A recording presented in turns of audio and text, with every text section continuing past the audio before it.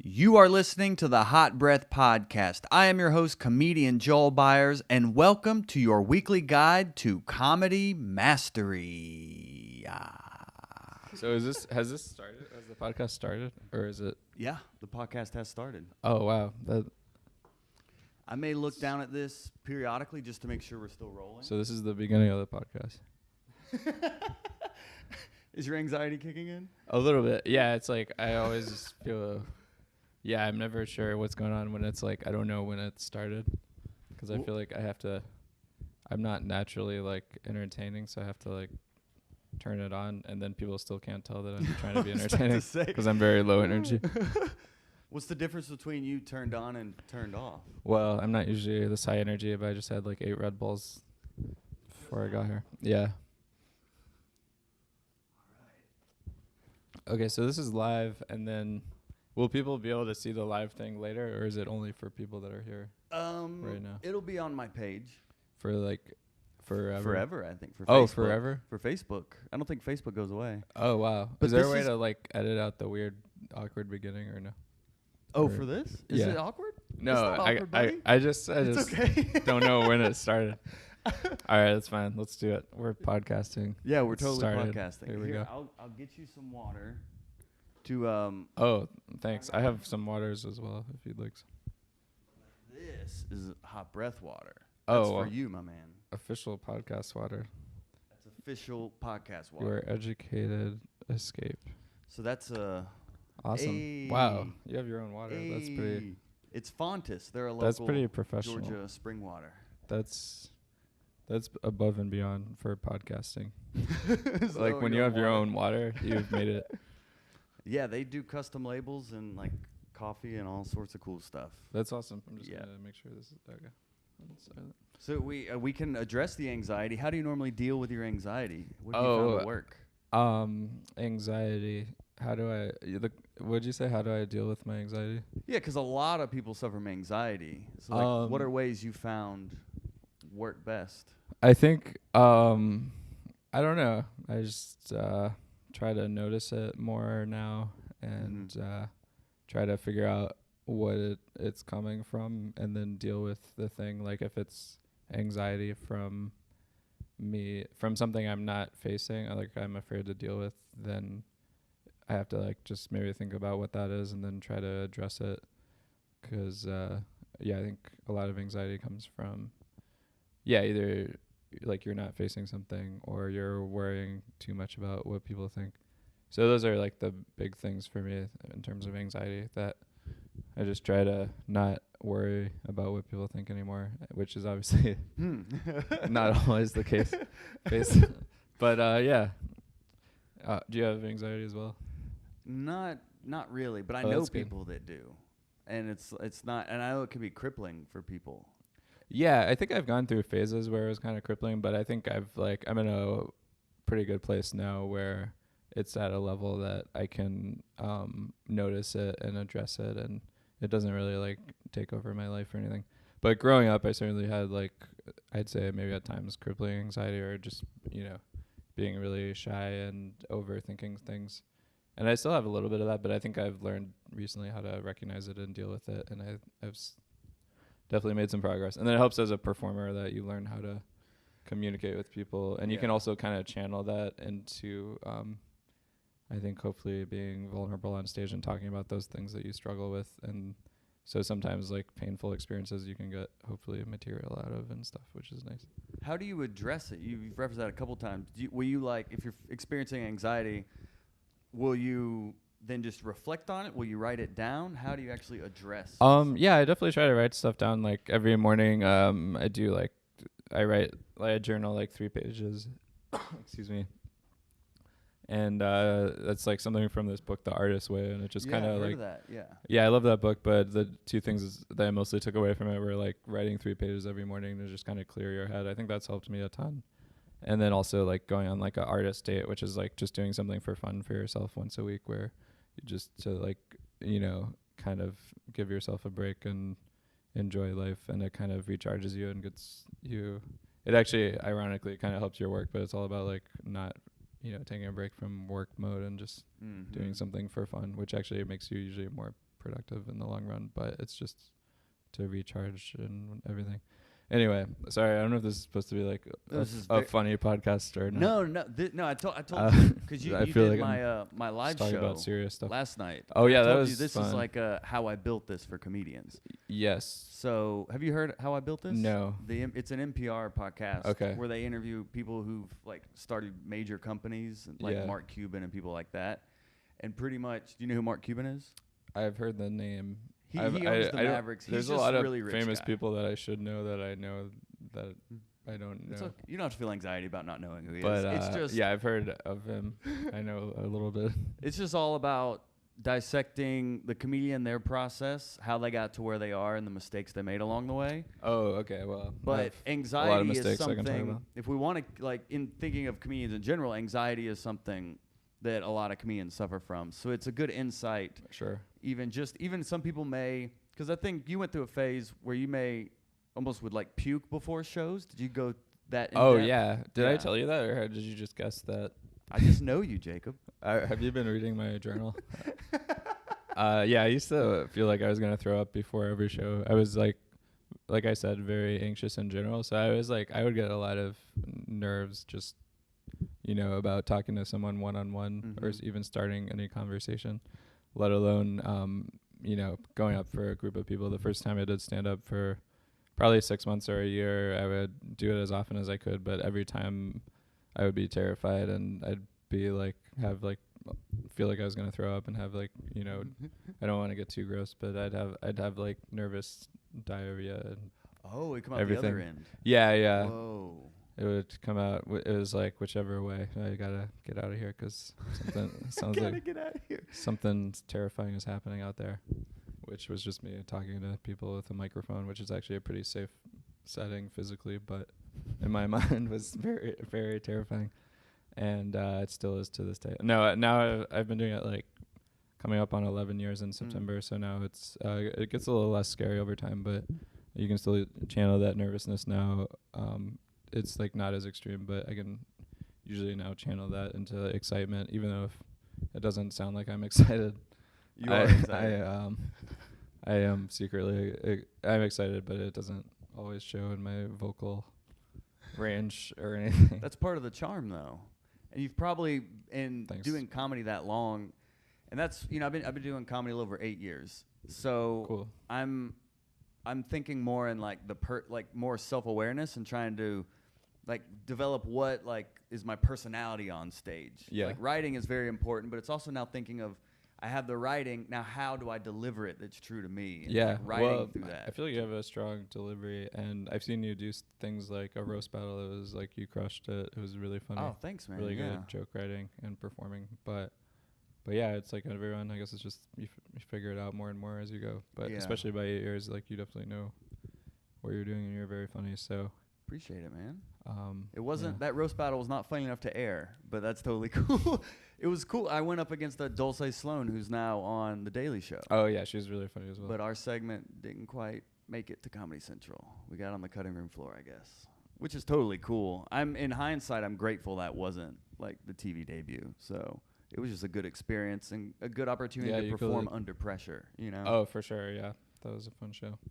Well, when you're in these pressure-filled shows, do you have a pre-show ritual that can kind of help quell the nerves? Yeah, I know they say that you're supposed to picture the audience naked. One time I lost my glasses, so I did that, but it just looked like everything was censored. But anyway, no, I guess pre-show rituals... I like to, no, I don't know. For me, it just helps to like go over my set in my head and practice what I'm going to say. Sometimes I don't do that enough. And, but that does help, or just listening to other sets and, just looking at the crowd to kind of see, cause I'll probably still do the same jokes I was planning on, but then it's nice to know if it's like an older crowd or whatever the situation is. And then you can at least be aware of that. So, how about you? Do you have like rituals? I like to keep to myself. Like I have a notebook I always have where I'll pretty much I'll doodle or do like set lists, like the set list I want to do, and it's just something just to keep me in my own space and why I'm there. Because I I've always been like that, but the few times I got a little extroverted and hung out and like was silly with everyone, Yeah. I like didn't have it for the stage. Yeah, I agree. I'd, I like, think lose it. some of the times I've done best, a lot of times it's like, it's nice if I have the chance to be alone ahead of time so I can really think about Yeah. and plan it out. And then once you're out there, you can deliver what you planned on. But it is hard to sometimes switch from like social mode into performing mode because you've been in front of people, but then it's almost like that's, taking some of your performance power away because you're like already entertaining people, and then you can't go into like I'm basically just saying a less articulate version of what you just said, but I agree with what you said. I agree. Yeah, and everybody has a different process. That's why I love stand-up, is because it is an individual sport. Oh yeah, like some people know? can be like hanging out and then just go on stage and crush. And Yeah. I guess I'm more of the it helps me if I'm like alone before to figure out what I'm gonna say, and then. And what's cool in watching you, like, because I've seen you live some, but I got to see you at Cat's Cafe here in Atlanta this past Tuesday. Oh yeah, which is one of the it's been going on over a decade now. But just to see that show can be, especially like the host was super hyped. Oh yeah, he was crushing. But then you go up there and you go right into you. You don't kind of like wait for like the waves to sell or anything. You literally just go right into your energy. And I was like, oh, that was a little jarring. But then they came to you. Like you kind of lulled them into your song, which was very fascinating to watch. Oh, thanks.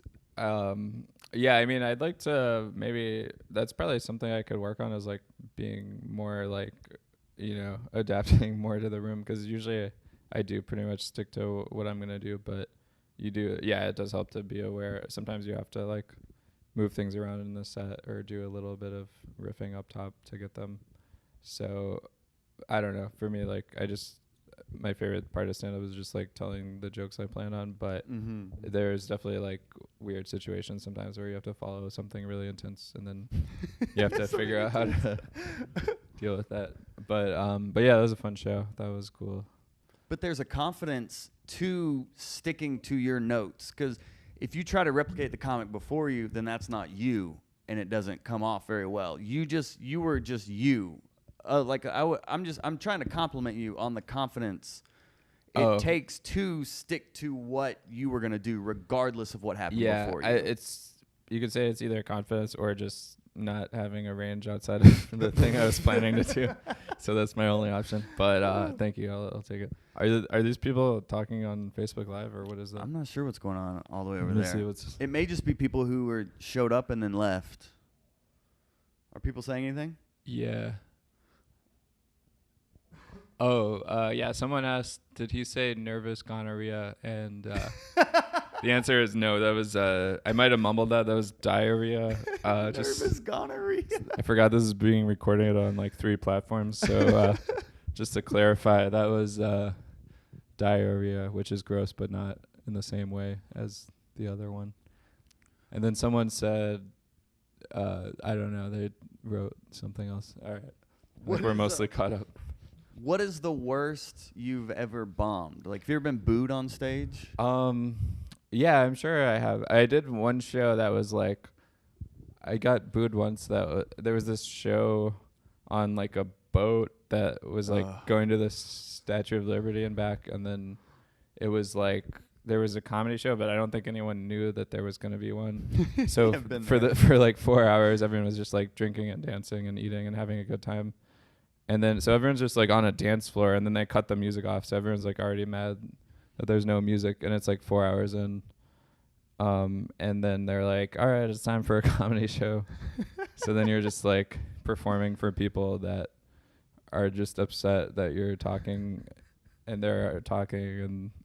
And there was like one guy, like I guess they were booing everyone on the show, but it was pretty intense it was like the first time I'd been booed. So like I was like, there was this one guy that was booing and like running towards me.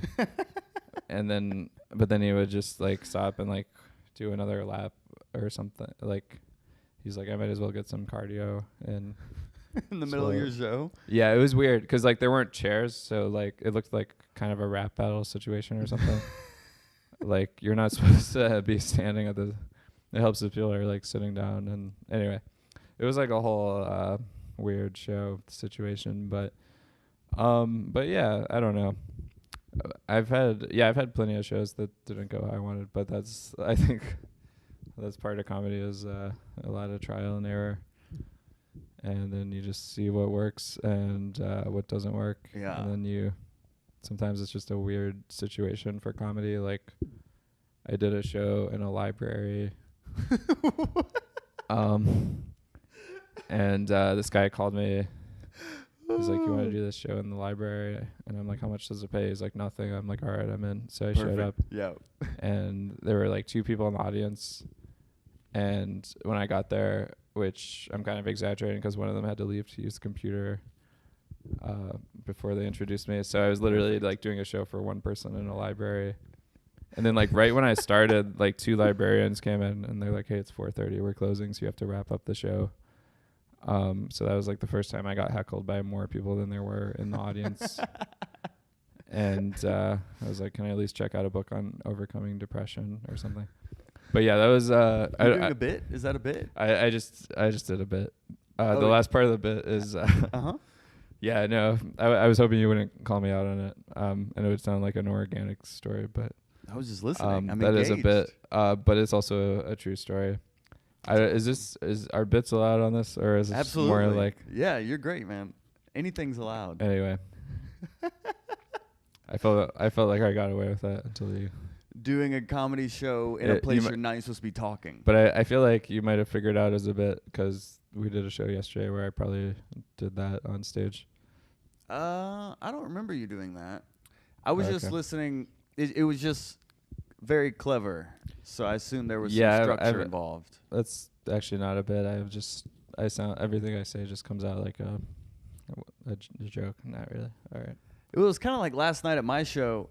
I was asking about Wild 'N Out and being I was like, oh, and you're the white guy, and you're like, well, I am on there, and I am here, and I am everywhere. Like you had this whole like retort. Yeah, I'm always white. My ethnicity doesn't like change based on the Right. location I'm at or whatever. Did you? Is that a bit or did? No, that was a real.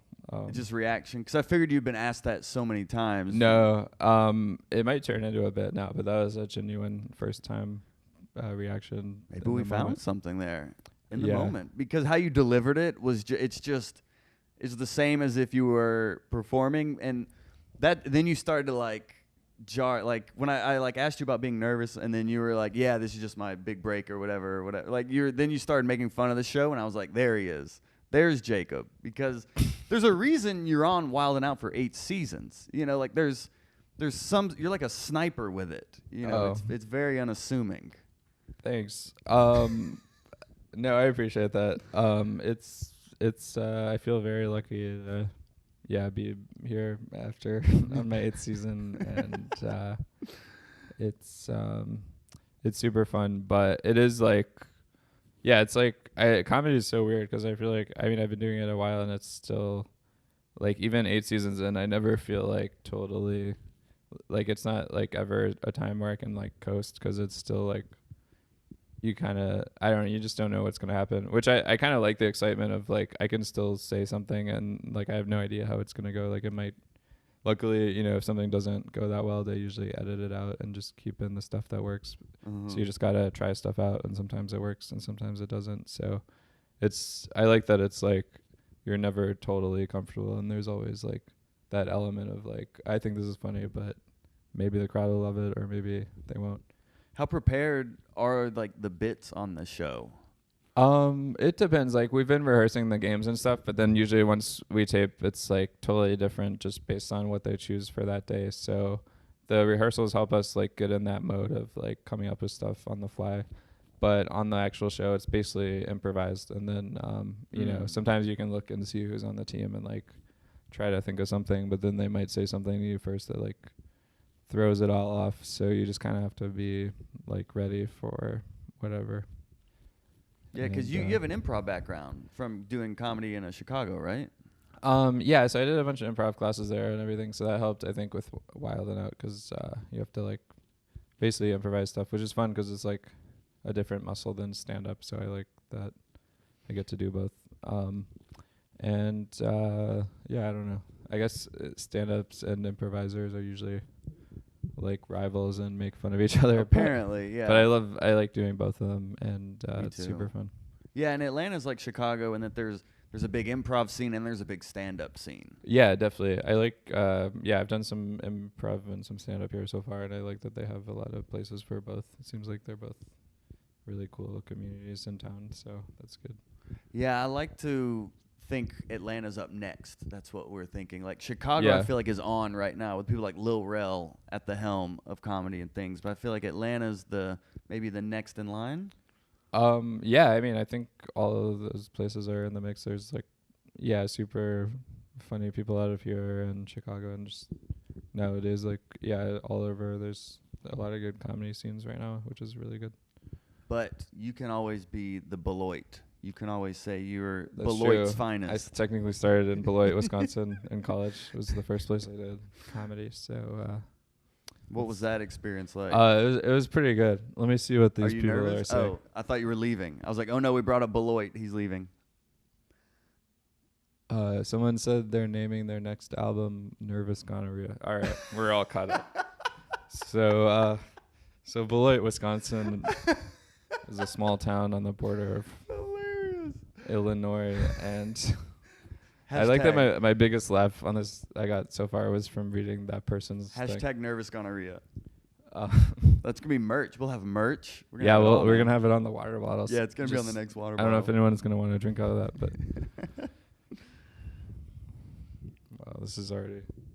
Is it tangling up? That's all right. So Beloit, what was your first show like there? I had a friend that was like starting out doing comedy, and that was the first time I saw someone starting from scratch and not like a professional. So I was like, oh, he's doing it. I might as well give it a shot. So I like told all of my friends I was going to do comedy at this open mic, and then I got really scared, and I probably would have backed out, except then they like showed up. Right. So I was peer pressured into sticking with it. And it was like a fight or flight situation where I felt like I was going to be, if it didn't go well, I would be like known as the guy that bombed and was humiliated. At a school of like 1,300 people. Yeah, it's like a pretty, exactly. It's a tiny liberal arts school. How do you know all this information? Oh, you're on the internet, man. Oh, okay. Oh, you do research. Uh-huh. Okay, fair enough. Yeah, it's written down. Do you want to see it? No. Oh, okay. Absolutely. Because I went to a small liberal arts school like that too. Yeah. So I understand that environment. But I didn't do Awesome. comedy until second semester of senior year when I just had nothing to lose but loans. Nice. So I just went for sense. it. How early? When did you do it? I started like right when I started as a freshman at the beginning of college. So you became that guy. You became the comedian on campus? Yeah, I guess so. I was like, because it was such a small school, I was like the only comedian. There was also an improv group that I tried out for, and I did not succeed in getting cast in it, but it's okay. But I got to do. But there's some funny people in that, and then, most of the college I was just like doing open mics and trying to figure it out. This is probably, I think you've done the most research anyone's done that's interviewed me. I've never heard someone that knew, first of all, that of Beloit, Wisconsin, let alone how many students were there.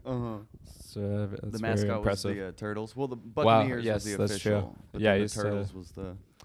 That's true. Yeah, I was on the track team, so they had the Turtles on there, which, like, I know they say slow and steady wins the race, but it doesn't. And do the bit. Do the bit? Yeah. Wow, yeah, you know all my bits, too. I feel really, I can't do them if you know they're bits.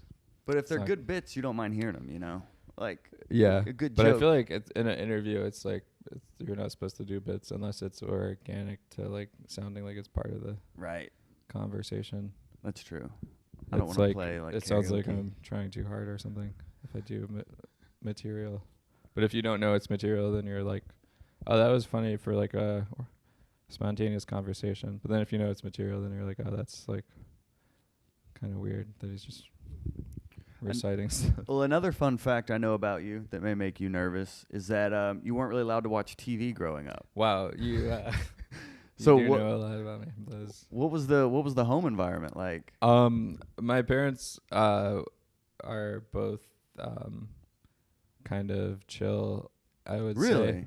In terms of some ways, in terms of maybe chill is the wrong word, but the reason I didn't watch a lot of TV was because my parents kind of believe in the Rudolf Steiner philosophy of the Waldorf schools, which is like this school where you kind of limit TV time and you kind of focus on developmental style learning, where you like learn to read a little later and stuff. And the idea is that like you do stuff because you're passionate about it and you enjoy it, so you're not kind of like forced as much to like memorize stuff or whatever, but it's more about just like learning how to get into learning in a place where you're excited about it. So even like the math classes and stuff, they'd tell stories. There's a lot of like fairy tales as a, you know, in the lower grades and stuff.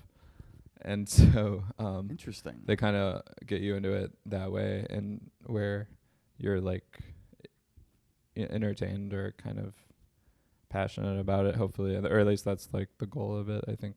So then it's like you find the stuff you gravitate to and that you want to do, not because like they're making you do it, because like you know, get a chance to do stuff as like experientially, kind of like building a shed or like some of that more practical stuff mixed in with the other kind of reading, writing, basic math and whatever. No, like a liberal arts approach, I guess. Yeah, it's kind of like a liberal But arts for approach kids, for younger kids, yeah, which sounds like really pretentious probably, but it was a good experience. Like woo-woo. But yeah, it was a good grade school experience. And then I don't know. Yeah, so that was my grade school. Let's see. Oh, is there more? Let's go to the comments. Let's go to the comments. It only shows 2 things at a time. All it says is that someone is watching. Bring them on camera. I don't know what that means. I'm not sure either. Anyway.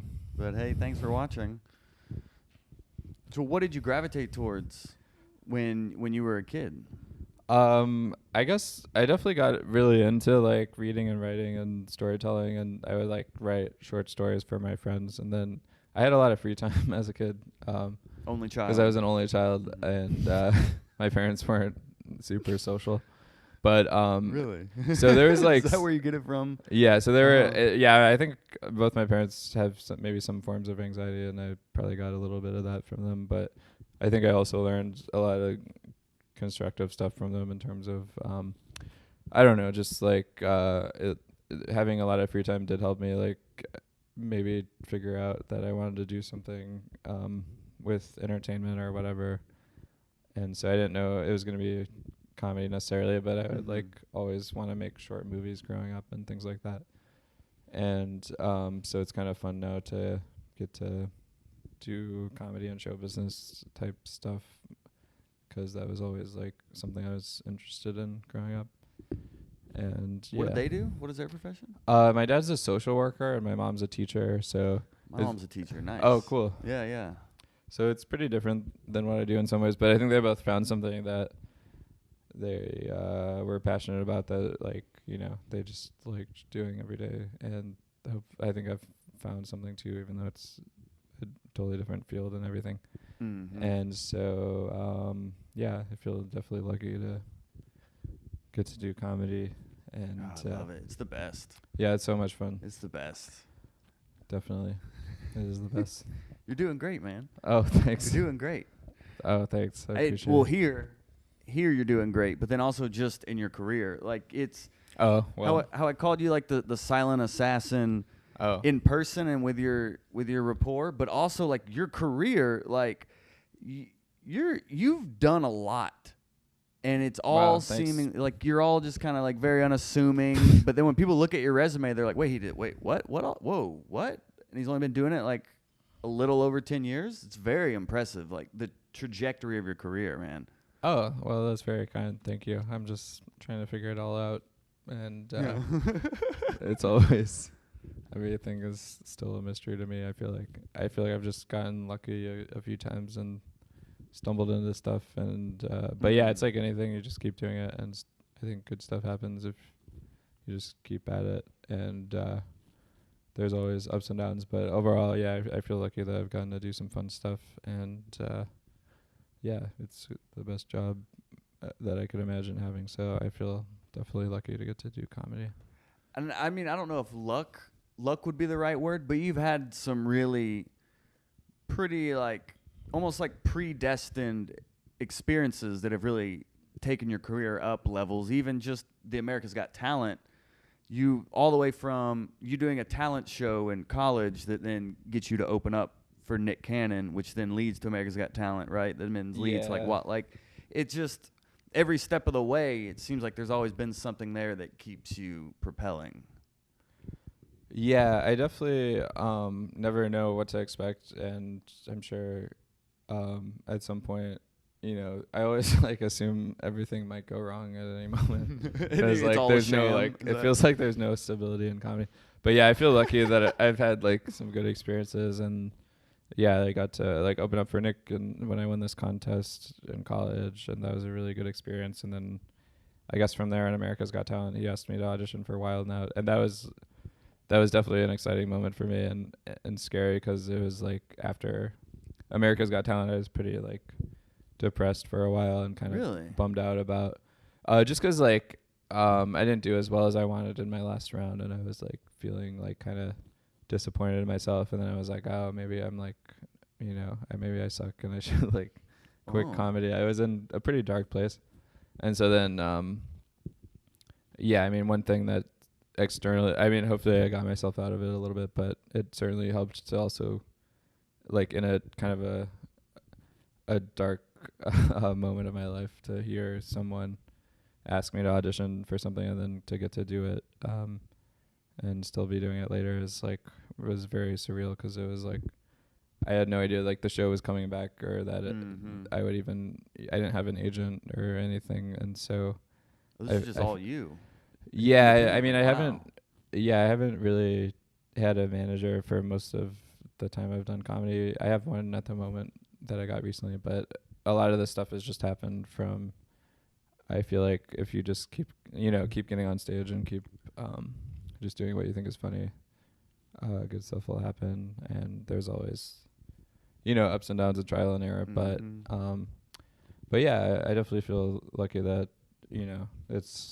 I've gotten to do stuff from just being around, and just I think a lot of it is like, it's not like I'm naturally the funniest person ever, but if you just keep showing up and keep writing and getting on stage, I definitely think it pays off. At least I'm very happy with whatever results I've had from doing that. So yeah, it's been fun. It's so funny, like you make this big appearance on America's Got Talent. Did you make it all the way to the semifinals? Yeah, I was in the semifinals, so I think I performed like 4 times overall in the show. Yes, and you do great. You have millions of views, but yet you're like, oh, no, that wasn't. Yeah, I guess I wish like if I was on a show like that now, I think if it didn't work out, I would be a little more mature about it and be able to move on quicker. But at the time, it was like I had like nothing going on, and then that was like my first big exciting thing, and then also one of my first big like disappointments at the same time, because there were like really fun moments about it where I was getting like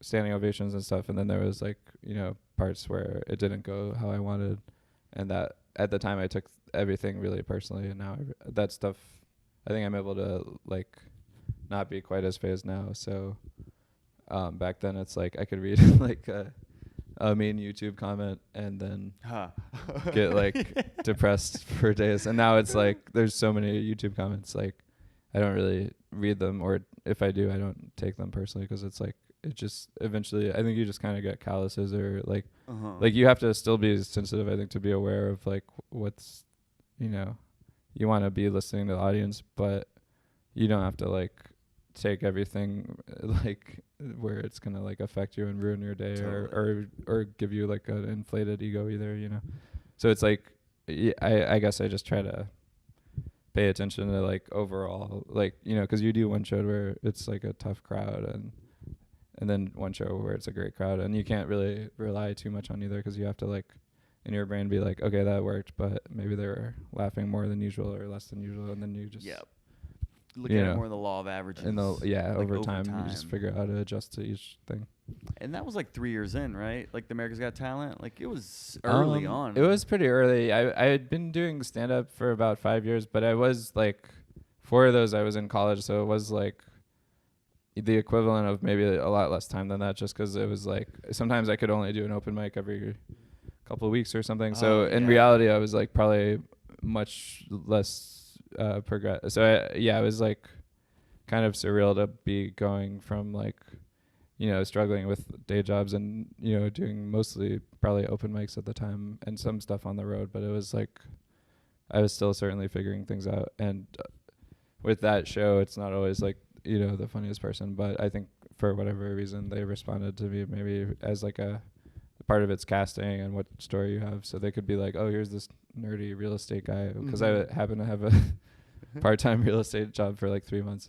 So it just gave them an angle to be like, you know, like make it seem like I had never done comedy before. And then that's like entertaining for TV. So it's not necessarily like this is the funniest comedian, but it's like a funny like surprise if I'm decent at comedy, given like that the audience thinks that I've never done it based on how the first one was edited.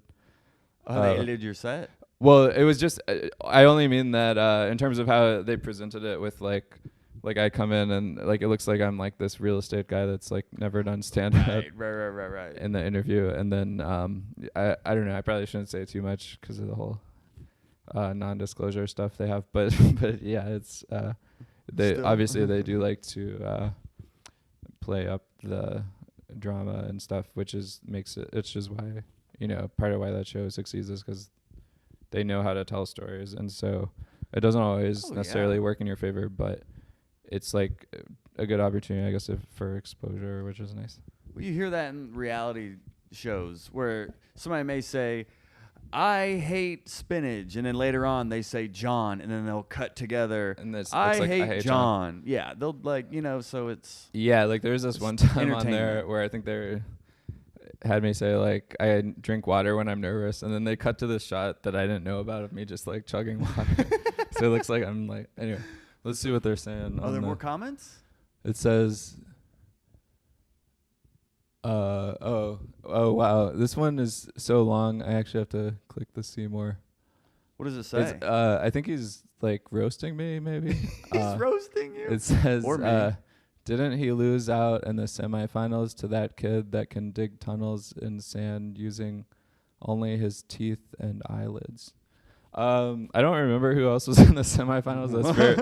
That is very possible. I think I did have to follow like a parakeet that was like flying through the audience and doing tricks, dude. Which is the other weird thing about that show, because normally you're like, oh, I might have to follow like a high energy guy or something, but then there it's like, oh no, it's gonna be like a kid doing backflips and like a dog that's like jumping through hoops on top of the audience or something. So then some of that stuff you just can't compete with as a human, let alone as like you know, struggling comedian always. But it was a good learning experience. And actually, I mean, in some ways it was like I couldn't have wished for a better. Just even that it led to Wild Now, which has been so much fun. Oh my god! Is like, I guess I'm actually pretty lucky in terms of there's no guarantees of it leading to anything. So the fact that I've gotten to do a fun other show from that which probably wouldn't have happened otherwise. You know. Anyway. Yeah, it's just I feel very lucky for sure about that. Yeah, dude. And I've got to tip my cap to your Colbert performance as well. Oh, thanks. That was another thing where I was just performing at a comedy club. I didn't know anyone from there was in the audience, but I didn't have an agent or anything at the time, and someone just came up to me afterwards and gave me a card and was, you know, one of the bookers for that. She's very proactive about finding people in the scene. She's great. Yeah, so she's awesome. Yeah, she's the best. So I got really lucky that she, you know, without having reps or anything, she saw me and saw something that she was able to give me that kind of opportunity. So I think it's great that people do that, and it's not always like, it's not just about connections, but if you just keep putting yourself out there, it can definitely lead to good opportunities for sure.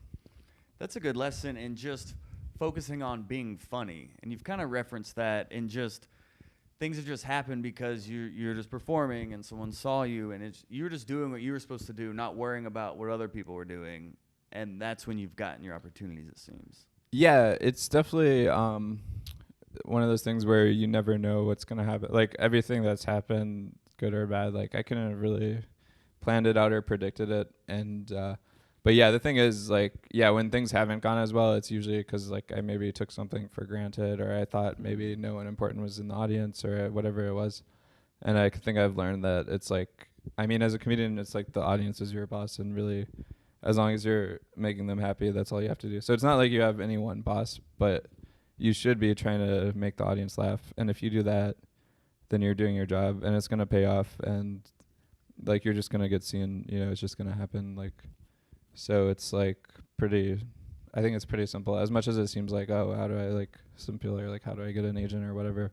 Like, all of that just happens naturally. Like, if you're, funny enough to that crowd enough crowds or whatever, like, it just pays off. And if it doesn't work one night, maybe it'll work the next night. It's like, Yeah, the discipline of being a keep doing it. comedian is performing the same in front of 2 people that you would 200. Like, Definitely. delivering it like the show matters, even if it is 7 people on a Tuesday. Yeah, for sure.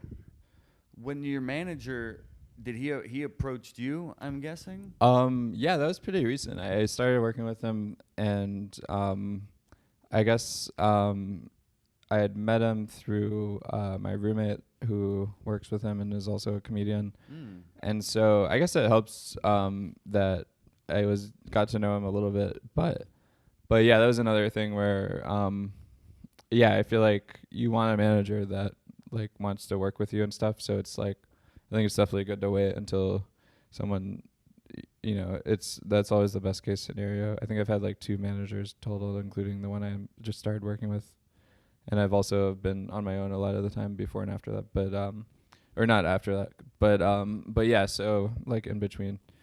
And I do feel like it's one of those things where you still have to like do a lot of things on your own, but if you have the right manager, that can help a lot, and they can just help give you opportunities, and then you still have to kind of make the most of those. But it's always works best when it's like someone that wants to work with you. So it's not like, if you're just like submitting and stuff, it might be something where if you force it too much, it might not actually be the right situation. I don't know. Anyway, Is that what happened? I feel with like the this first is really one? boring. It was more forced? No, I don't think so. The first manager I had also actually came to me and saw me at like a Wild 'N Out premiere party and came and wanted to work with me, and I'd never worked with one before. And so that was actually and so I started working with them, and I think it was overall it was like a really good experience. And I decided to leave them later, but I definitely am still very like friendly with them. And, at the time I just felt like I wanted to like do things on my own. And, it's like anything where, it's like friendships or relationships where sometimes it's just like the place in your life that you're at or whatever. You just kind of figure out who's the right fit at the time, or if you want to like do it on your own, So, I don't know. I feel like I'm really boring right now, but Dude. Is there No, it's very interesting. I guess this is on topic for the podcast. All right. Yeah, it's totally on topic for the podcast, because that's a world a lot of people are unfamiliar with, or it can be intimidating, or people can hold up having representation to a higher standard than maybe they should, because you've gotten most of your stuff just from being around and being funny, as opposed to having someone get it for you, Yeah, definitely. Yeah, I mean, like I said, like America's Got Talent, Wild 'N Out, Colbert, were all basically roast battle, I guess. It was all like kind of through just being around, or not really through management, and those have been really exciting things.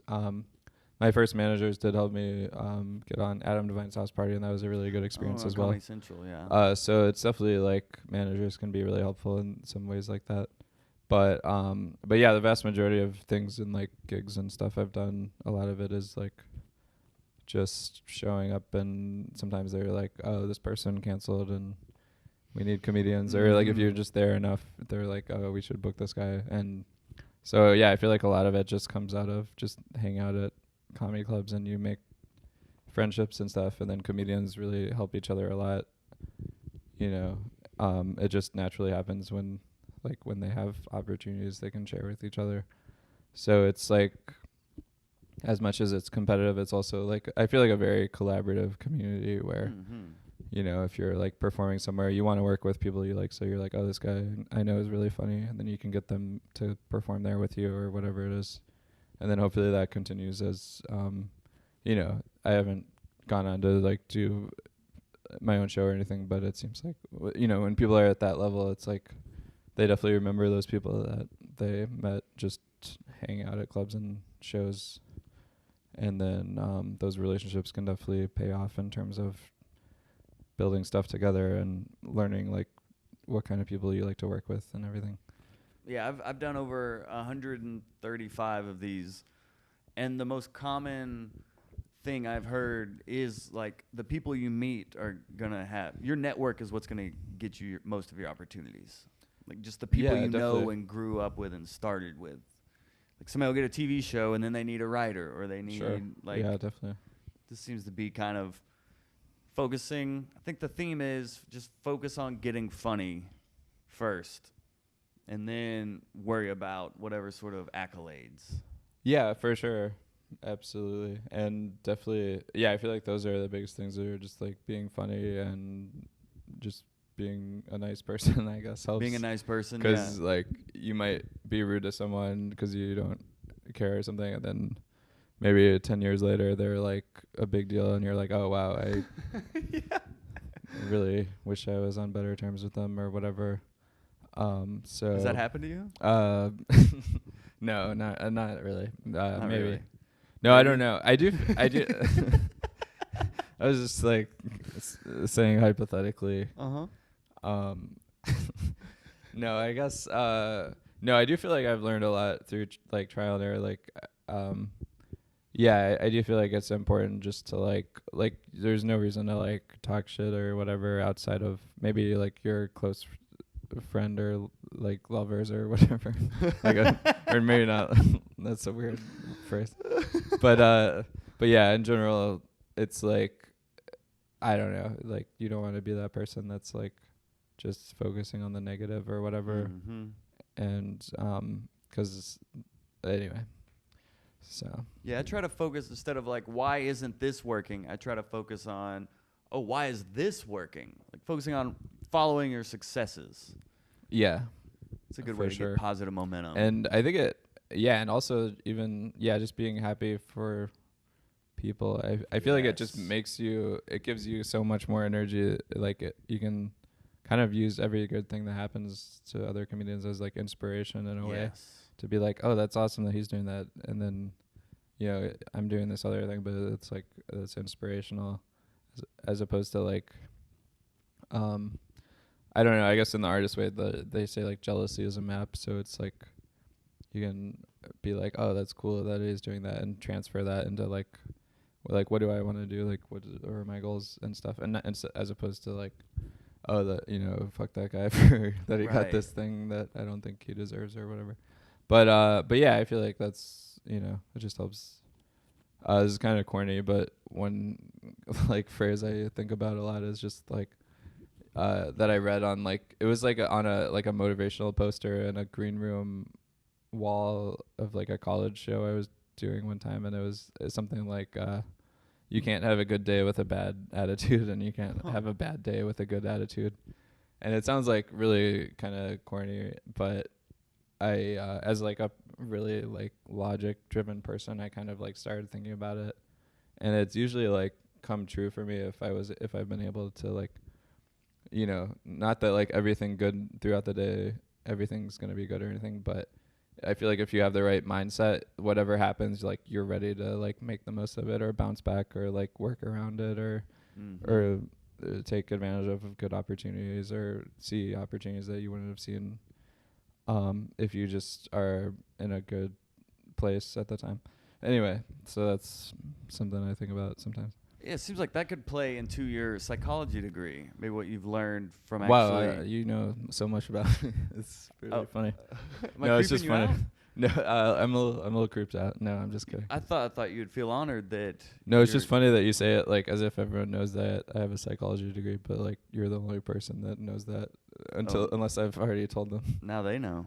Well, now, The hot breathiverse knows. yeah. So I just figured, especially with you having anxiety, but then also stand-up is it could be a psychologically driven profession as well. Yeah, for sure. I guess psychology does help in terms of thinking about how human behavior works. You want to recapture that on stage and talk about real things and understand whether the audience is thinking and feeling or whatever. And yeah, so psychology, that was what I got my degree in. And I guess it was fun to learn about. It was something I was interested in. And then I started doing stand-up where you don't really need a degree. Right, yeah. But I guess it was good. It was interesting stuff. Because that's where, like you said, pre-show, you'll look at the makeup of the audience to see who's in it. Are there any other things where you kind of analyze the room in that way? To try to. Yeah, I guess so. Yeah, I do try to like listen to the crowd and tell what they're going through. And you do want to like be in the moment. And so even though I do a lot of pre-prepared jokes, I wanted to my goal is always to be like myself and be organic on stage. So yeah, I don't know. I guess psychology might factor in with that. How about you? What did you study?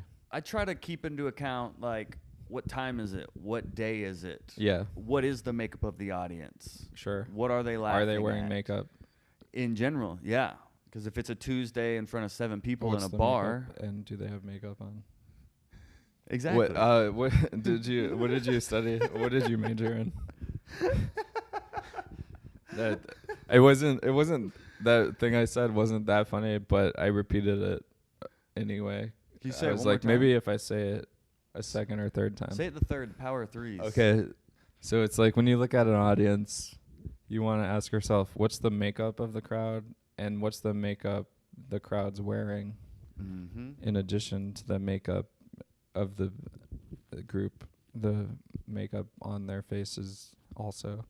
Psychology, peeps. Psychology. Did you major in a certain thing or? I did organizational management. Organizational management. So that's like when you're in an organization and you're it's business. it's like you're you're like learning how to be a manager in a corporation kind of thing. Yeah, and you Okay. also get into like Maslow's hierarchy of needs Whoa. and like the psychology of a corporation. That is very psychology. But it's like those. So what's the I knew I probably learned this, but I don't remember. What are the hierarchy of needs? It's like food. Oh, I really don't know. Oh, okay. That literally, like, I had forgotten about that until I mentioned the organizational management, and I was like, well, what did I learn? And I just remember that being a slide in a PowerPoint at some 8 a.m. class. I have no idea what it is. I don't know. I don't remember. Guys, if you're commenting on this, please Google Maslow's hierarchy of needs and let us know. Yeah, let us know. We need answers. We do need answers. But that was, so it's like I'm not really using it. I am in, I guess, show business. So you do use business in that way, but it's not like. I mean, you got the water bottle, so that's pretty organized and managed, I'd say. Well, we'll get you out of here. I know you've been. I'm not gonna get out of here. This is I'm staying in this place. Oh yeah, this is your suite actually. So I'm gonna have to get out of here. But one thing I did want to dive into a little bit. Yeah. Was your Let's dive into this Shark Tank. You want to do a read along? It just made me think of diving because there's an underwater. Yeah. Yeah, we can Atlanta read. I mean, book. yeah, we can read the whole thing if you want. We'll do that. Go ahead. That'll be a bonus feature then. You have to have a special password to log in and see the full video. Of Yeah, that'll be behind a paywall. Reading. That'll be on the Patreon. Entire Atlanta Travelers book. So Colbert, and it was cool to know you got it from just being funny in a club and then the booker seeing you. But in preparation for Colbert, what was it? how meticulous was it? Like, how many times did you rep the set? Like, really take us through, okay, I'm going to be on Colbert. Now what? Okay. Yeah, it was pretty surreal. It was definitely different than what I would have expected. And for me, I'd gotten to do some other TV already, so it was like nice to have that experience, I think, first. But it was like a show that I always grew up like watching The Late Show and stuff when it was Letterman and everything. And I just thought that was a really cool space and a fun show. And so it was definitely like a dream come true to get to do it. But basically the process leading up to it was, I don't know, it was kind of a long process because it was like, there was a lot of time where like, you know, I think they have to get it approved by different people. But one day I think I just got an email that they were like, hey, we like this video, we want you to do it. And I think they made a couple adjustments, so I did like a new video with the adjustments taken into consideration and just shot that with a new crowd. But basically, yeah, I had a video. I guess they liked it. I don't know. It's pretty simple. They saw me at a club and enjoyed it, and then were like, send me a video. I sent them a video.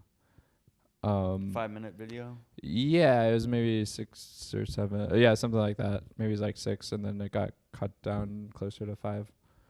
Because they took out a couple of things maybe. But it wasn't like a huge notes process, although other shows I've heard do have more. Because I guess they are pretty on board with stuff. I guess it just depends on the specific set they see, because sometimes it's like ready for TV, and then other times there's like things that you might have to take it out if it's like a brand name or whatever. Right. It might be really funny, but it doesn't work for their show or in the voice, you know. But yeah, it was for me. It was pretty straightforward. So then they were like, "We want you to do it," and so then once I knew what they wanted, I practiced it a bunch, and then how many times do you think you probably ran that set? I don't know. It was a little weird too, because I had to like almost reteach myself how to do it. Some of the jokes I'd stopped doing because I guess by the time I heard back from them, it was like kind of a video already from a while ago, and then I was like kind of working on other newer material and stuff. But then when I got the call, it was like that they wanted that. It was like I definitely ran it a bunch just to like be like, oh, okay, I guess that does work. Like it was kind of weird because like yeah, sometimes it's hard to get stuff approved. In this case, it was like approved, but then it was like I had to remind myself that, oh, this joke I guess is funny, because it was like some of the stuff was stuff that I'd stopped doing because I was like, oh, I don't know if it fits here. But then yeah, once they gave me the notes, I was like, okay, I guess yeah, that makes sense. And so I don't know. Anyway. The notes are like, we like this joke, but take out this tag to it? I don't remember actually, but basically I think there were just maybe a couple of things that they thought like wouldn't work for whatever reason, or were too like either like too dark or too you know, not the right fit for the show. And then maybe they rearranged a couple of things, because I'd actually sent them like a clip out of like a longer set. And so yeah, so we just rearranged it so it'd like have more of like a little bit of more of an arc, even though it wasn't originally. I actually wasn't performing it that way because I was doing a longer set. But then when they asked for a video, I'm like, oh, I have this one. And I actually thought it would be a lot longer process in some ways, just because I figured we'd go through a few. But I guess it was basically just the 2 videos, but over a long span of time. And so that's when yeah, we kind of figured out what we agreed on for the set. And then, yeah, then it was a fun experience getting to be in that space and shooting there, and fun crowd, fun setup and everything. So Do you have to type in? I've heard some shows they make you type in your set word for word. Yeah, I did send them like a transcript. So I guess that's helps them in terms of like just getting it past the censors and making sure it's not offensive. And then I had like a set list on the teleprompter, and so that even though I'd run it a lot, once you get up there, it is like a different situation, I feel like, because there's a lot going on with the cameras and lights and stuff. Even though they have that at other shows, it's like a little hectic. So it does help to like have that to go to,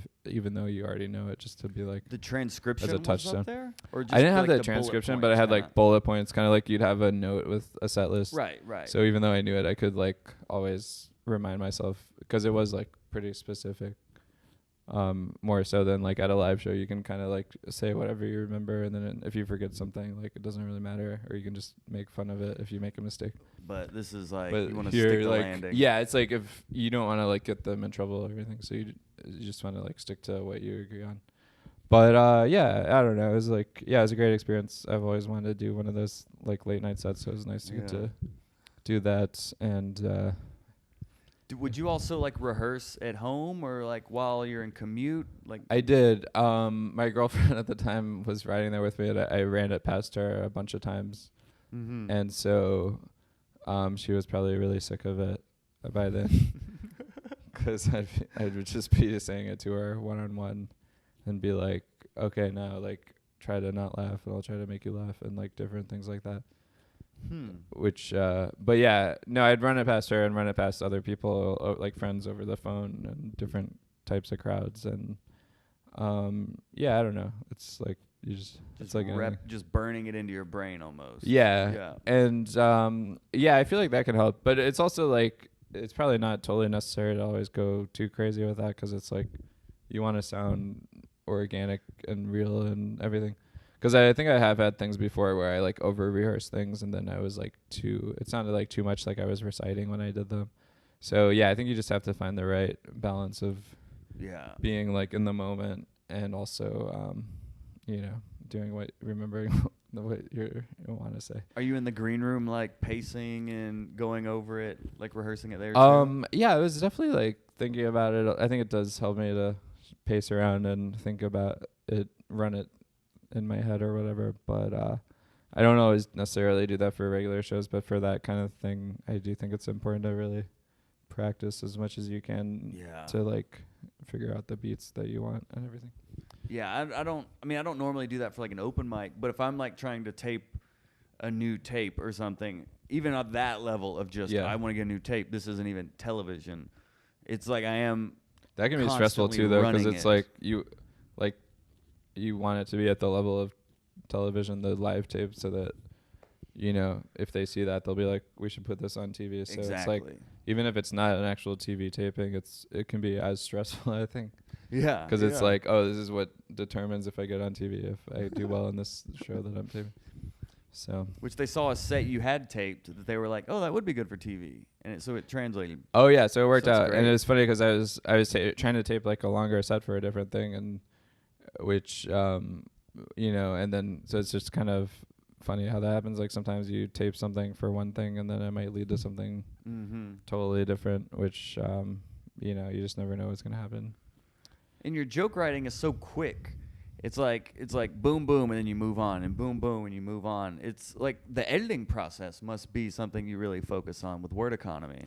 Yeah, I mean, I think you have to play to your strengths, and some people are like have way more range as a performer and do like awesome act outs, which I don't, you know, I'm not like this super high energy guy that's like bouncing around making fun of people or whatever. But so that's why I try to do whatever I can, you know, which is not those things. So if I'm like, okay, if I can't do that, then I guess you just have to play to your strengths. And so for me, I guess that's maybe it is some of the editing and just like figuring out the wording, and then also like figuring out my own way to deliver things, even if it's not going to be this like super charismatic high energy guy. I can be like, okay, well, how can I be myself, but also try to make it, you know, the best thing that I can do or whatever. So it seems like you use pauses where you'll almost tiptoe to the punchline and then like push us over the edge with it. Does that make sense?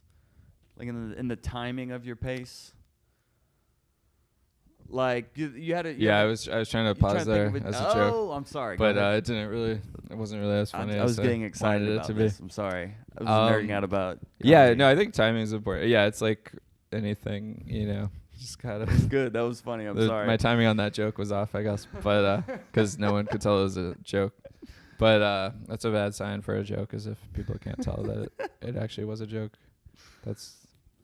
Anyway, yeah, no, I think pauses are important. It's definitely something you figure out over time, like how you to deliver and where to pause before the thing. Because you draw from real life, and it seems like there's moments where you could go further, but you're just like, I don't work at the Apple store anymore. And then it's like, and then like people always ask me questions, and you just move on. You could go into like somebody asking you a question. Yeah, I actually do have some other things about the Apple store now. Oh, okay. But they weren't part of that specific set that I taped that ended up being the set for the thing. So yeah, it's like, I don't know. It's every show's a little different, so it's like kind of funny that, and then it's like, I guess I put that out, so it'd be weird to like, I guess I could do the other parts of that joke on a different thing, but you have more time. But yeah, like if on an album or something, I don't know. But yeah, it's like you just figure out what works. And but is that something that happened in your life where you're going to Apple stores and people and you're like, this is ridiculous? It's happened a couple of times where people asked me for help, and I was like, I had to be like, I don't work here. And so that's where most material is like something happens and you're like, oh, that could be funny, and then you try it on stage.